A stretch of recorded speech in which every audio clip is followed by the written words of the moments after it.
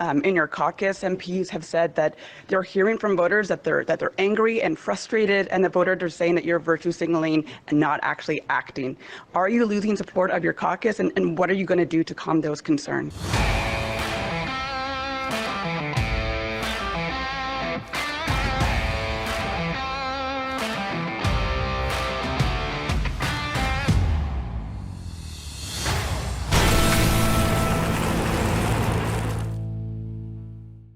Welcome back to Northern Perspective, everyone. I'm Cypher. And I'm Fox. Today, we're covering the video we were going to cover yesterday before the story about Jordan Peterson dropped. Trudeau actually faced some challenging questions for once, one of which hinted at significant frustrations within his cabinet, but naturally he tries to rewrite his own history.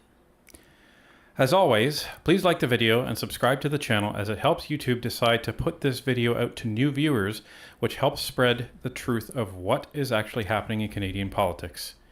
Now let's get to it. Talking about housing this week, but your government hasn't announced anything new, despite the fact that the experts you heard from yesterday gave you and the cabinet multiple recommendations of 3 things the government could announce right now. Fresh poll out this morning has 40% of Canadians blaming you for housing issues. So when can we, or Canadians, expect that there will be new housing measures from your government? We are looking forward to continue to do the work we've been doing on housing and do even more. We recognize, and Canadians know, that there's not one silver bullet that's going to solve the housing challenges. But they do know that a government that takes it seriously, that works collaboratively and ambitiously with partners across the country, that understands what Canadians are going through and focuses on real solutions, not just slogans and buzzwords, that's what's going to solve this challenge, because we've solved it before as a country. We're going to solve it again. So I just love how Trudeau says we're going to continue to do the same thing that we've always been doing. Which, newsflash, that's what's gotten you into this mess in the first place. So I'm sure Canadians are thrilled to hear about that. And 40%, that's a massive number for polls that says 40% of Canadians blame him for the housing crisis.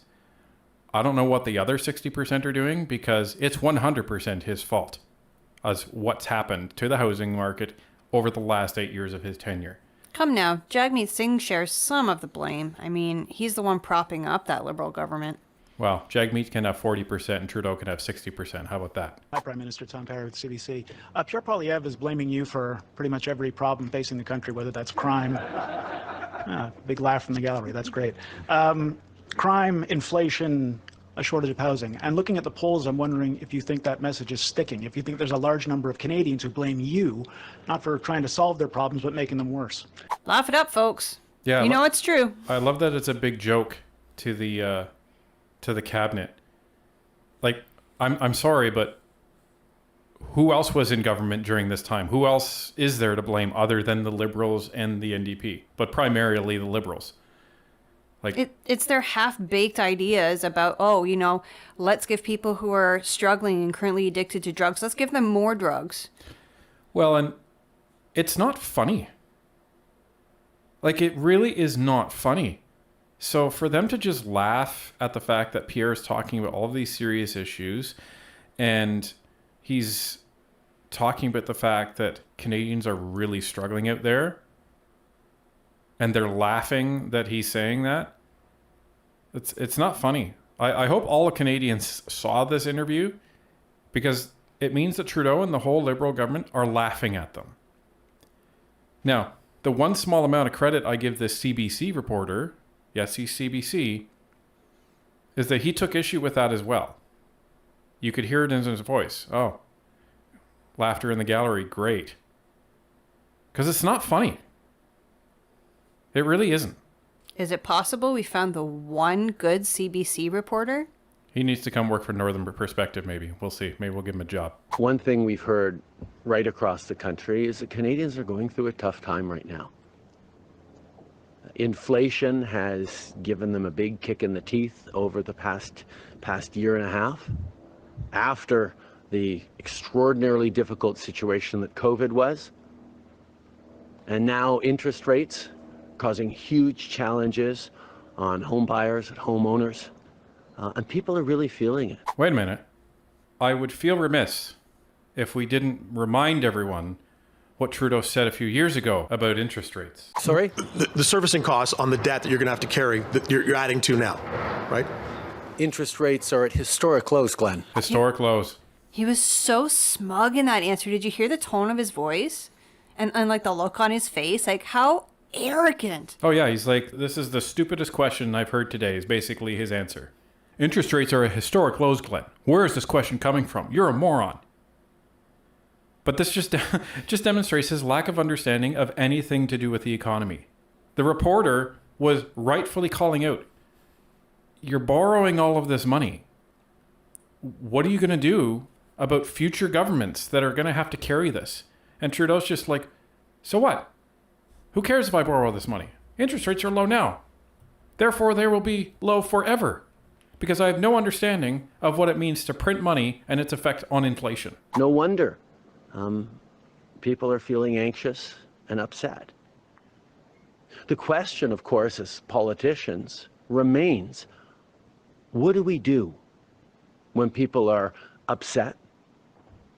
How do we respond when people are fearful for their future, worried about their kids' prosperity, worried about their ability to pay their rent or buy groceries? What does leadership mean when people are hurting? Well, Mr. Poilievre has decided, let's make them even angrier. Let's give them a scapegoat. Let's point fingers and lay blame, because that's easy, and it is. That's not my approach. It hasn't been our approach as a government. He really just said that. What? That's not my approach.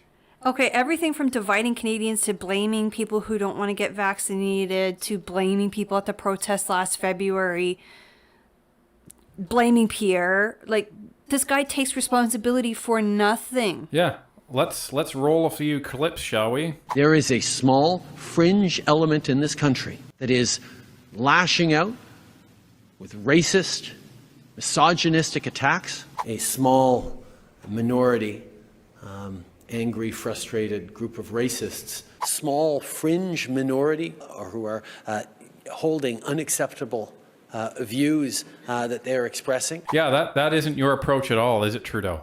Give me a break. Well, let's see what Pierre has to say about all this. The Prime Minister says that you're making people angry. Do Canadians need help making people angry? Justin Trudeau is worried that people are angry. You know what I worry about? I worry about the nurse living in her van after 8 years of Trudeau. I worry about the tent cities that never existed before he was Prime Minister, but now we see every single city in Canada. I worry about the 30,000 families that have lost loved ones to drug overdoses because of the hopeless economy and situation in which they find themselves. You know what I found, interestingly? I hold these rallies, and I invite every single person at every single rally to come and shake my hand. People aren't angry. They are hurting, and they are desperate for someone who gives them hope. And for so many millions of people, I am humbled by the fact that I am that person. And we can speak to that. We said it on our live stream after we got to meet Pierre, that there was a gentleman 2 places in front of us who was just crying, and Pierre just gave him the biggest hug and said, it's okay. It's going to be okay. Yeah, Canadians are hurting. That's what the Liberal government was laughing at there. If you want to call holding to account blame, sure, fine. But Liberals, who else is he supposed to point the finger at? It's not like you took over at the beginning of COVID and you were trying to figure this out. You've been in power since 2015. Everything started going to hell in 2015. And then as soon as COVID hit, you guys like put your foot on the gas and pushed it through the floor.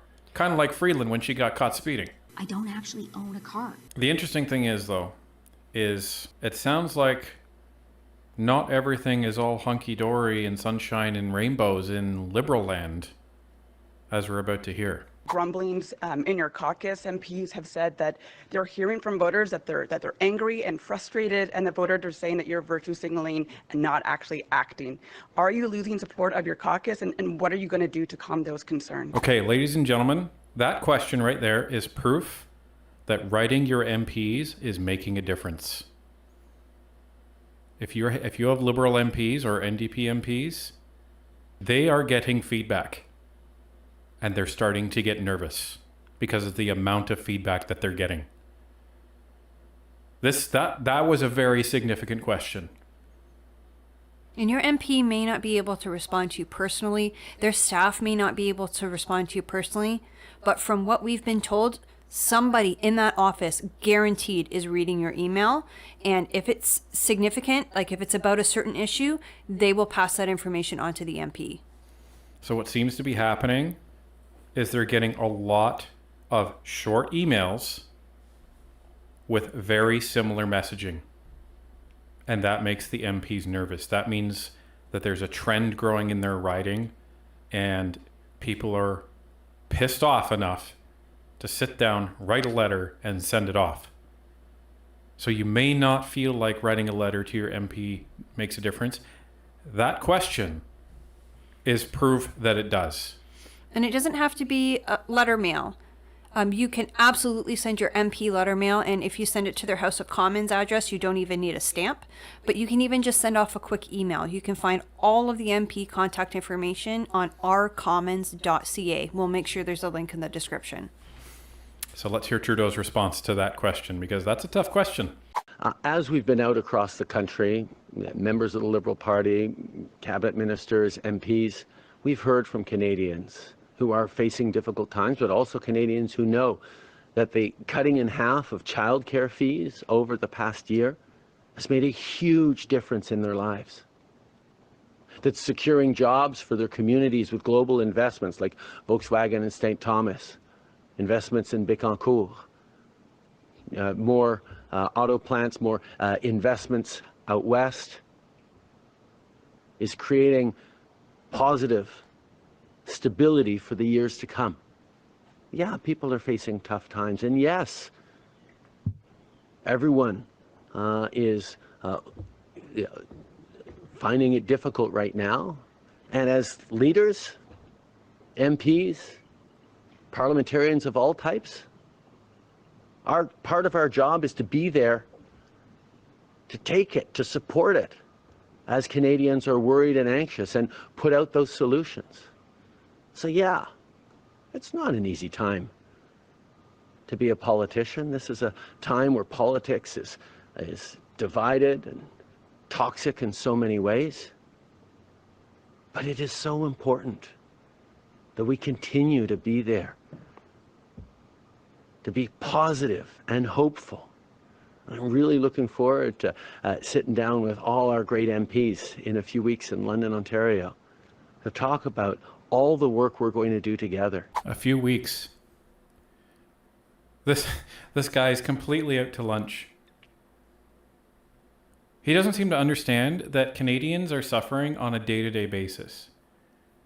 The question was basically about accountability, and that people think you're virtue signaling, and people think you're not offering solutions. And all he's doing is saying, well, we're spending money. Well, and the irony is it's not. Like, he mentioned the childcare thing. Our son's not in childcare because I'm home with him, but I go on the local moms group, and all I see is moms saying, I have to go back to work and I don't have childcare for my child. Everything's full. There's a 3-year wait list. I need to go back to work in 6 months and I can't find a place for my child. Or it's too expensive. I need to pick up a second job. Like, it's not like all rainbows and sunshine like he thinks it is. And you're going to wait another couple of weeks to just have another meeting?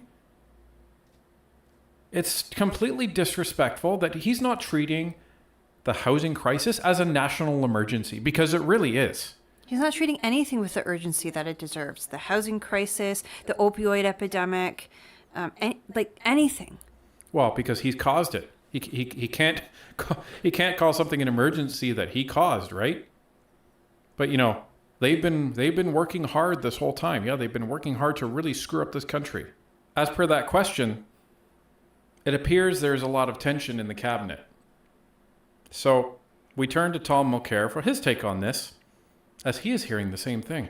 There are people in his caucus who are talking on background. They're not named, but just mainstream media, serious journalists talking to them individually. They're unhappy. And that's new. Trudeau very, very rarely had to deal with any type of reaction from his caucus. The other one we saw live yesterday over Chrystia Freeland's right shoulder. We had Anita Anand, who kept trying to get in to the answers that she was giving. And unexpectedly, and frankly out of character, Chrystia Freeland more or less snapped and said, yeah, I'm going to finish here first, Anita. In housing. We also understand, I'm just going to finish, Anita. We also understand.